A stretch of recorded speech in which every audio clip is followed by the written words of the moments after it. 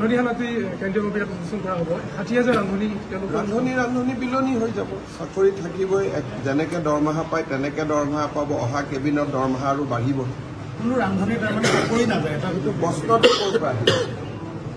যিসকলে এই প্ৰশ্নটো কৰি আছে সেই কেইগৰাকীৰ চাকৰিটো চেছ কৰি দিব লাগিব বেলেগক ভয় খুওৱাৰ অপৰাধ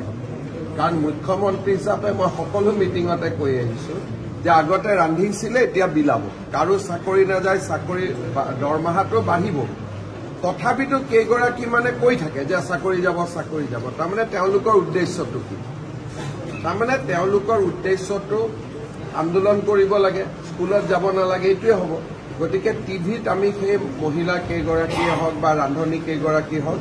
নামখিনি এতিয়া উলিয়াব দিছোঁ আৰু শিক্ষা বিভাগক আমি নটিচ দিব কৈছোঁ যে কি ভিত্তিত আপোনালোকে এনেকুৱা ষ্টেটমেণ্ট দি আছে মুখ্যমন্ত্ৰীয়ে মিটিঙে কৈ থকাৰ পিছতো যে কাৰো চাকৰি নাযায় বৰঞ্চ দৰমহা বাঢ়িব গতিকে তেওঁলোকক আমি ভিত্তিখিনি সুধিম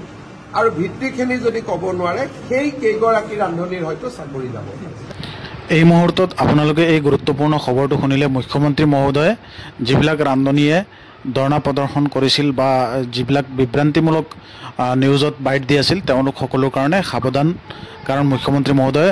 আপোনালোক সকলোকে জনাইছে